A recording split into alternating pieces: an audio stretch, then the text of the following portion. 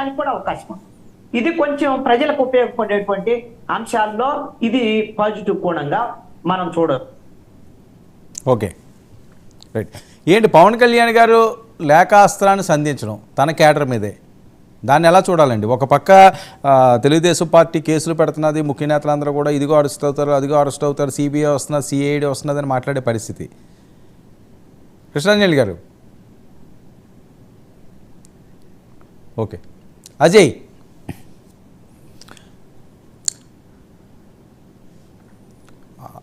ఆంధ్రప్రదేశ్లో జరుగుతున్న పరిణామాలు చూస్తున్నాం. అంటే ఒక సజ్జల గారనే కాదు,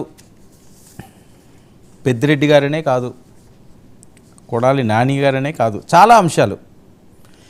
ఎందుకంటే గత ప్రభుత్వంలో వైఎస్ఆర్సీపీ హయాంలో జరిగిన సంఘటనలు అవి చాలా తారాస్థాయికి చేరినాయి. ఎవరిని కూడా వదిలిపెట్టే పరిస్థితి లేదు. ఆఖరికి చంద్రబాబు నాయుడు గారినే అరెస్ట్ చేసిన నేపథ్యం. ఓకే, తప్పు చేస్తే ఎవరు దానికి అతీతులు కాదు, అది ఎవరిని సమర్థించాల్సిన అవసరం లేదు. కానీ ప్రజలు అనుకున్నది ఏంటంటే తప్పు చేయలేదు, కక్ష సాధింపు చర్యల నేపథ్యంలో మాత్రమే ఇవి జరిగింది అన్నది వాళ్ళ మీద ప్రధానంగా ట్రోల్ అయిన అంశాలు. సో అదే ఈరోజు ఇంత దారుణమైన ఓటమికి కారణాలైన ఘటనలో ఇదొకటి సంఘటన. అంత ఈజీగా వీళ్ళు చేసిన పరిస్థితి ఏం కాదు ప్రజలేమిని.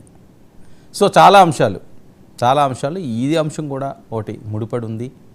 అందుకని ఈ రకంగా అరెస్టులు అయ్యారు అని గతంలో అరెస్టులు చేయడం జరిగింది, ఇప్పుడు అరెస్టులు అవుతారు. సో అది ఎవరన్నా కావచ్చు. పెద్దిరెడ్డి గారు వాళ్ళ టీం మీద సిబిఐ ఎంక్వైరీ కూడా అంటే ఇప్పుడు అధికారం ఉన్నప్పుడు దాన్ని ఎవరు ఆపలేరు. గతంలోనే అదే పరిస్థితి. మరొక వైపు ఎన్డీఏలో భాగస్వామిగా ఉన్నారు సిబిఐ కేసులకు సంబంధించి కూడా. ఓకే, వాళ్ళు పునీతులు, కడిగిన ముత్యం, ఇలా అయితే పర్వాలేదు, సేఫే. మనం తప్పు చేయకపోతే ఎవరైనా కావాలని మన మీద కక్ష సాధింపు చేయాలైనా లేకపోతే మనల్ని ఇరికించాలని చూసినా అది కొన్ని రోజులే, తాత్కాలికమే. సో అది బయటపడిపోతుంది, తెలిసిపోతుంది. అదేం దాచితే దాగేదేం కాదు. ఒక కొన్ని రోజులు ఇబ్బంది పడాలి, తర్వాత వాళ్ళ వైపే ప్రజలు ఉంటారు.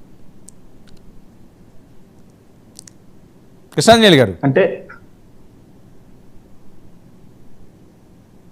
వర్మ గారు నా మాట వినపడుతుందండి.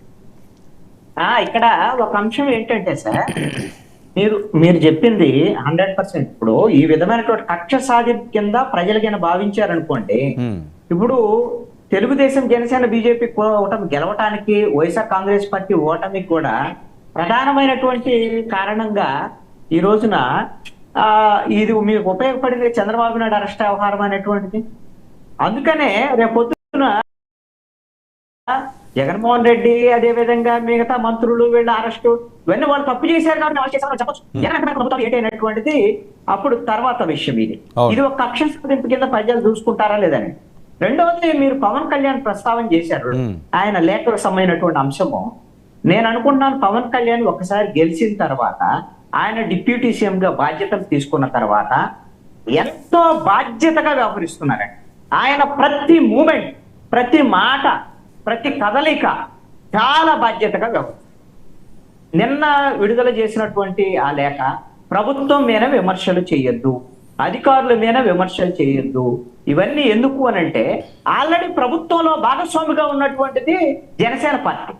ప్రభుత్వంలో భాగస్వామిగా ఉన్నారు. 3 పార్టీల్లో కీలకమైనటువంటి బాధ్యతల్లో ముఖ్యమంత్రిగా చంద్రబాబు నాయుడు, డిప్యూటీ సీఎం గా పవన్ కళ్యాణ్ ఉన్నారు. అలాంటప్పుడు జన సైనికులకి ఏంటంటే 10 ఏళ్ల నుంచి వాళ్ళకైనటువంటి అలవాటు అయినటువంటిది పవన్ కళ్యాణ్ ట్రైన్ చేసినటువంటి అంశం ఏంటి, జనసేన పార్టీ ఎందుకు పుట్టింది? ప్రశ్నించడానికి పుట్టింది.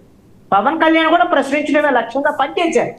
కానీ ఇప్పుడు సమాధానం చెప్పేటువంటి స్టేజ్కి జనసేన పార్టీ వచ్చింది, ఆ బాధ్యతల్లోకి వచ్చింది.